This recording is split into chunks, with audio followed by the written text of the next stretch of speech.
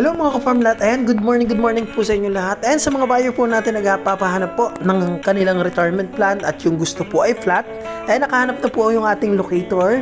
Sa bayan po ito ng Tagkawayan, Quezon, kung saan meron po tayong nakita na nyugan na 90% flat land. Ayan mga ka-farmlat, at ang kagandahan, may income yung property dahil marami pong tanim na nyog. Nakaka-harvest po ng more or less 6,000 kabuuan ng nyog every harvest po. So, ang good thing sa property, yung presyo niya hindi ganun kamahal, hindi ganun kamura, sakto lang. So 50 pesos po per square meter, at ito po ay hindi tabing kalsada mga ka-farmlat, pero pwede nyong ipasok yung sasakyan nyo dahil meron pong road right of way po ito. At mamaya ipapakita po sa huling part ng video na ang nagaguide pa ng mga madadaanan ay yung may-ari po mismo nung road right of way na yon. So, ang good thing mga ka-farmlat, wala tayong problema sa right of way, at mismong yung property ay dun pumasok po yung linya o yung mga poste ng kuryente. Kaya sa source ng kuryente, wala tayong problema. Sa source po ng tubig, may mag-deep well lang po kayo. Maamo po ang tubig dito sa Quezon Province. And sa NPA po, naku, hindi na usungin yun dito. Wala po kaming buyer na nagreklamo na naka-avail sa amin, na nagreklamo na ginulo po ng NPA. So, peaceful na rin po dito. So, ayan mga ka-farmlat, panoorin nyo. Ang nagbablog po nito o nagbi-video po nito si JR po, yung ating locator, na naghanap po sa Tagkawayan, Quezon ng mga pang-recommend natin sa mga subscriber natin, sa mga manonood natin as for retirement plan po nila. So, ayan, panoorin nyo mga ka-farmlat. Again, ang documents po nito ay OCT title, mag-asawa ang nakalagay sa titulo na pangalan, pero yung isang asawa patay na, yung isa po buhay pa. So buhay pa po yung babae, and then yung mga anak po ang pipirma, tsaka ito pong babae. So magkakaroon po ito ng extrajudicial with sale. Ayan. So ayan mga ka-farmlat, panoorin nyo yung road right of way. Sa huling part po ng video mapapanood nyo. Ayan, message nyo po ako mga ka-farmlat pag nagustuhan nyo, dahil kung nagustuhan nyo, hindi ko pa po nakakausap yung seller nito, hindi pa tayo nakakatawad, hindi kagaya ng ibang property natin, yung mga na-upload natin, natawaran na natin. So ito hindi pa. So possible po pag natawaran natin to, yung 50 pesos per square meter mapapababa na pa po natin yan. So ayan mga ka-farmlat, panoorin nyo po. Good morning po mga ka-farmlat. Dito po tayo sa property na binebenta, 6.5. Ayan. Yan po ay nyugan at saka palayan. Yun hanggang dun po sa bakod na yun doon. May bakod po yan. May poste po ng kuryente. Yan, may kawayan. Yan po.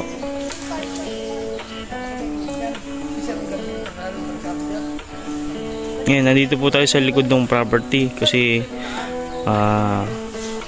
dito po yung medyo malapit-lapit na alam natin daan. Tapos ay pupunta po natin mamaya yung ando sumalapit sa kalsada. Ano pa? Ayan. Ito pong part na to ay hindi po kasama. Pag ganito lang po tayo, tapos yan po hanggang doon po sa may bakod.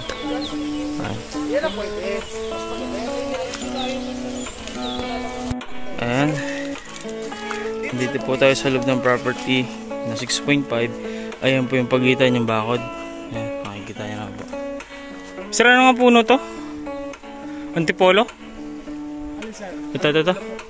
Ayan, may mga puno po antipolo, mahogany, tsaka yung puno po ng nyug dito, mga layugan na po. Kaya lang po medyo masukal lang konti, hindi na po siya naabed ng may-ari. Ayan po yung mga puno ng nyug, halos kakadikit po siya. Dahil pong bunga, tsaka po matataas na siya. Talagang layugan, ang laki po ng katawan, no? Yan, may mga mahogany po na ano rito, mga tanim medyo malalaki na rin.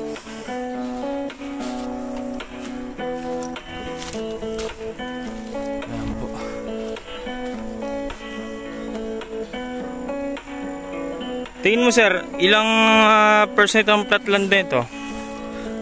Flatland po. Palagay ko mga 80 pa, mga 80. Mga 80 no? 80% flat. Mga 80% flat. Po. Ito po yung mga kawayan na kasama sa property. Ayan. Kita naman po yung linya po ng kuryente. Ayan po yung poste. Ayan po yung poste. Tapos po yung palayan po kasama din po yan. Ano? May nakita po akong dalang hita rito. Yung kawayan, kasama po yung kawayan. Pag magpapagawa po kayo ng kubo, yan, libre na po. Makakaalis na po kayo sa materyales.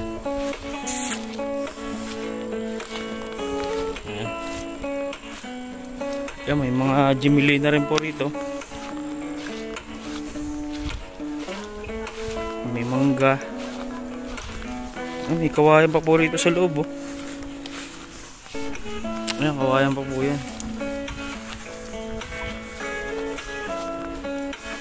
Tsaka may mga ilang puno na mga ulingin lang po yan.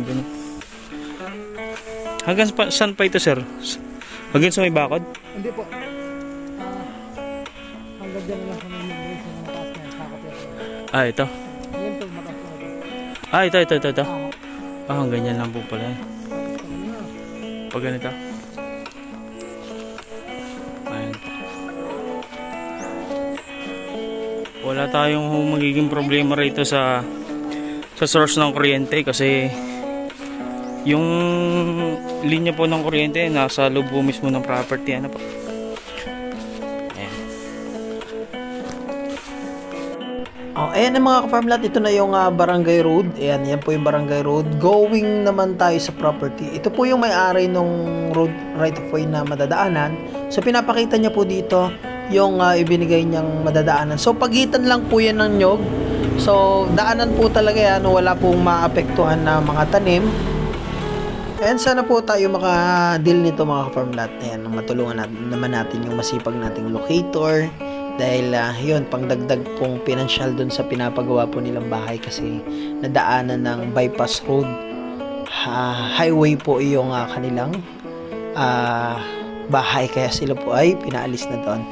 So ayan mga ka-farmlat, ito po yung portion na pangit pero flat area naman po yan, flat land. Yun nga lang dahil dinaanan po ng nung may nag-harvest po, dinaanan ng kalabaw. So yun, medyo yun lang naman, hindi naman ganun kaano. So all in all, malinis naman po yung dadaanan pero hindi pa nga lang ganun ka kinis as daanan ng sasakyan dahil wala naman pong napasok pa dyan na sasakyan. Pero kung mabibili nyo po mga ka-farmlat, syempre i-develop nyo na lang yung daanan para pasok na pasok po yung sasakyan nyo doon sa loob ng property. At ito naman mga ka-farmlat ay talagang flatland naman yung property. Tsaka may mga nakabili na rin po na ibang buyer doon sa mga Karatig area. At yun mga ka-farmlat, summary lang sa lahat ng gusto o may gusto nitong property. Ito po ay titulado, OCT titled. Patay na po yung isang nakapangalan sa titulo, mag-asawa. So ang nagbebenta po, mga anak at yung kanila pong nanay. And ito mga ka-farmlat ay may presyo po sa atin na 50 pesos per square meter. So yung presyo hindi naman siya mahal, hindi rin naman siya mura. So sapat lang, tapos flat land pa. So yun ang maganda dito, napakabihira tayo makakita ng mga flat na property. So ang good thing nito mga ka-farmlat, and dahil di pa nga natin nakakausap yung pinaka-seller nito, malay nyo matawaran pa po natin. Once na gusto nyo at na-tripping nyo at talagang interesado po kayo, so makikipag-negotiate po ako sa seller na matawaran natin. So far, nasend na po sa atin yung title. So ayan mga ka-farmlat, ayan, malapit naman na dun sa property. So at least ipinakita po sa inyo yung mga madadaanan. So ito po mga ka-farmlat, itong property ay from Manila. May distance travel po ito na 5 to 6 hours. So syempre paggawa na yung TR5, yung bypass road highway, dahil dadaan po yun sa Tagkawayan, Quezon. So mas malilesen yung travel time, mas mapapadali. And ang distance naman ito sa National Highway mga ka-farmland, mga 4 to 5 kilometers lamang. So hindi ganun kalayo. So siguro mga 20 minutes drive po yun, 15 to 20 minutes drive. Dahil may mga off-road and then may cemented. Kumbaga yung daanan po, may off-road, may rough road. So mga pasok ditong sasakyan, mga SUV type na sasakyan, hindi po pasok dito ang sedan papunta sa property. And ang layo po nito sa town proper, kung pupunta ka po sa town proper ng Tagkawayan, mga 35 minutes to 40 minutes drive. Kung town proper naman ng Calauag, Quezon, ganun din po kalayo. 35 to 40 minutes sa town proper ng Calauag, Quezon. Pero kung sa town proper naman ng Santa Elena, Camarines Norte, mga 30 minutes to 40 minutes drive din.